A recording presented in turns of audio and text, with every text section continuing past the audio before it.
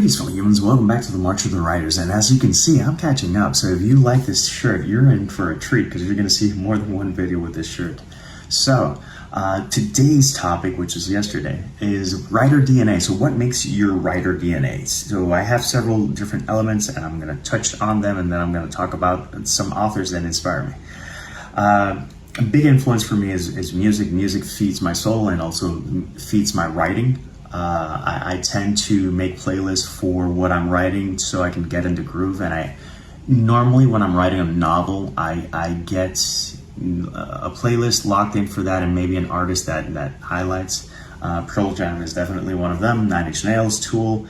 There are mentions and influences from, I have characters based on Tori Amos. I have characters inspired by a song from AC/DC and so on and so forth. So music is definitely an integral part of my DNA. Something else that is integral to my DNA is foods, and we're going to talk about that a bit in a further video. But for my writing,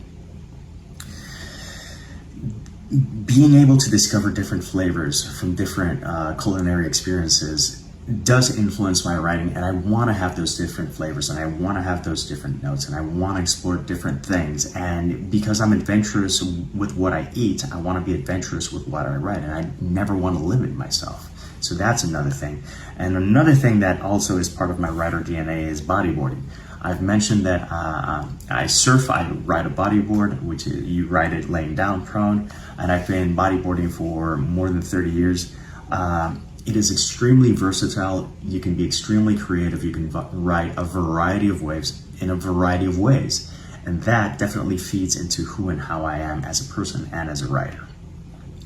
As for the authors, there are good inspirations and there's bad inspirations. Let's rip the Band-Aid with the bad. So I am a fan of the Harry Potter franchise. It's been a problematic franchise to be a fan of because of what's happened the last couple of years and the way that she's conducted herself publicly. We can have an adult conversation about that, but it's something that does not lead to constructive conversations. I'm just going to leave it at she's problematic. Still an influence, and I can't deny it. Neil Gaiman is another one. I love his books, what's happened the last couple of years, and the coverage of that is a little uncomfortable. And H.P. Lovecraft is a big influence, and boy was he a prick.